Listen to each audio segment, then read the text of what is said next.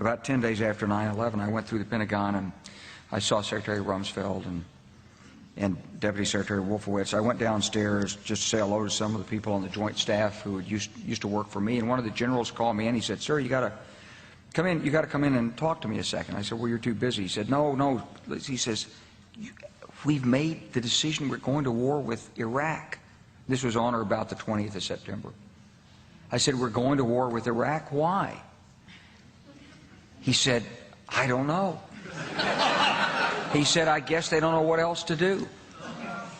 So I said, "Well, did they find some information connecting Saddam to Al-Qaeda?" He said, No. He says, "There's nothing new that way. They've just made the decision to go to war with Iraq."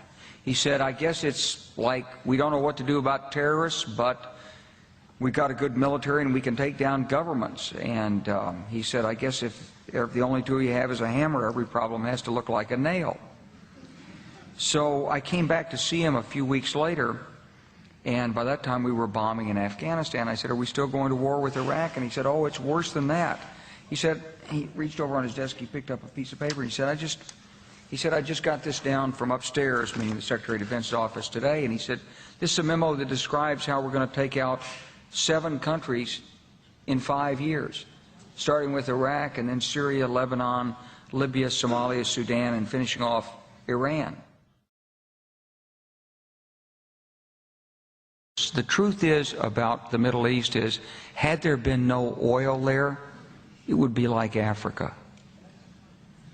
Nobody is threatening to intervene in Africa. The problem is the opposite. We keep asking for people to intervene and stop it. And there's no question that the presence of petroleum throughout the region has sparked great power involvement. Whether that was the specific motivation for the coup or not, I can't tell you, but there's always been this attitude that somehow we could intervene and use force in the region.